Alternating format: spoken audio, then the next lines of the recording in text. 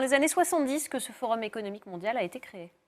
Oui, par un homme, cet homme, l'Allemand Klaus Schwab. Ce professeur de gestion veut à la base créer un espace de discussion entre les chefs d'entreprise européens pour faire face à une Amérique en plein développement. C'est ainsi en 1971 que la première édition est née à Davos, en plein cœur des Alpes suisses, à 1560 mètres d'altitude. La destination n'est pas choisie au hasard, à la fois attractive et reculée. Elle permet des rencontres discrètes et des conversations feutrées. En 1971, environ 400 personnes prennent part à l'événement et en 1973, le rendez-vous prend une nouvelle dimension, notamment avec le choc pétrolier. Il devient alors international et s'ouvre aux politiques en 1974. 2 ans plus tard, il réunit les 1000 plus grandes entreprises au monde. L'esprit de Davos voit alors le jour et c'est en 1987 que le nom officiel est trouvé, Forum économique mondial, en anglais World Economic Forum. Et c'est d'ailleurs dans les années 80 que ce rendez-vous devient incontournable pour les grands de ce monde.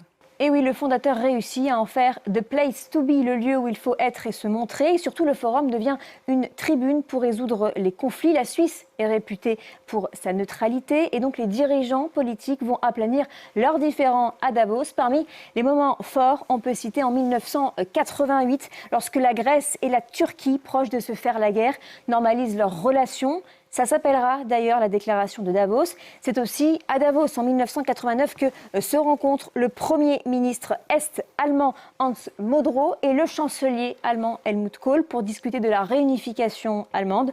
Autre événement marquant en 1992 lorsque le président sud-africain de Klerk rencontre Nelson Mandela. Ce fut une étape importante dans la transition politique du pays. Et en 1993, c'est le leader de l'OLP Yasser Arafat et le Premier ministre israélien Shimon Peres qui apparaissent au forum main dans la main et qui annoncent des progrès vers la paix à Jéricho et à Gaza.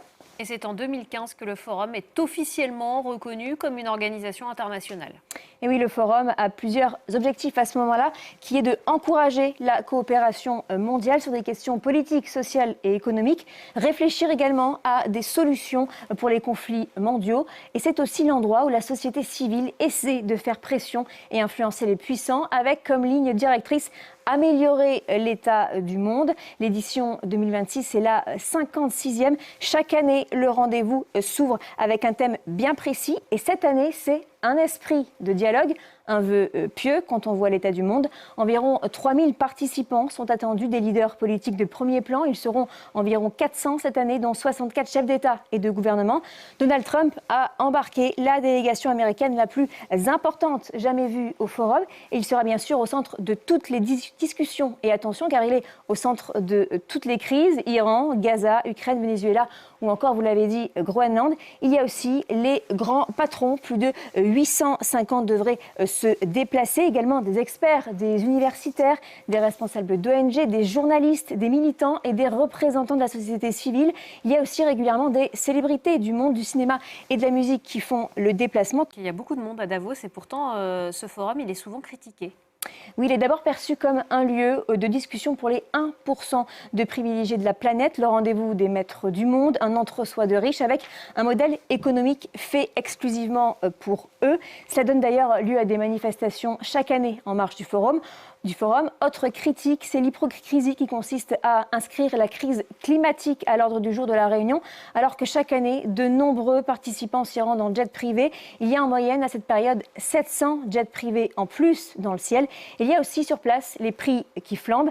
Et enfin, en 2024, un scandale a éclaboussé le fondateur. Klaus Schwab a dû démissionner en 2025 après des soupçons de harcèlement sexuel et de détournement d'argent. Sachez que le budget du forum est en augmentation constante. Il était regardé de 239 millions d'euros en 2017 et il est passé à 436 millions d'euros en 2023. La moitié est utilisée pour organiser justement le forum de Davos.